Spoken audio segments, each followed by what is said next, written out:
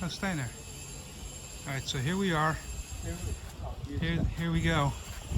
Taking the old 250 straight six, 37 years, 135 horsepower. Going to be turned into 425, so it's going to be a big difference. So we'll keep taking pictures as we do it.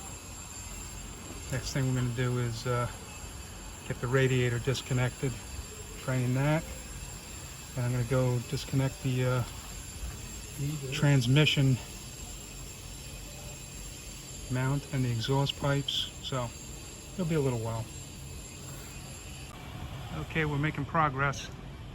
Now we just got to finagle it on out. Okay, we got it on the hoist. And set up the frame mounts, and then do a little cover work on the transmission. I'm sorry, the flywheel cover. Let's get ready to go. What do you think, Dad? Ready to go. Put it in.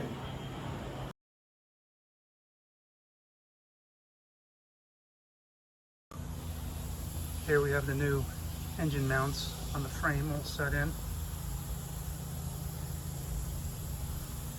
It's all cleaned up and ready for the engine.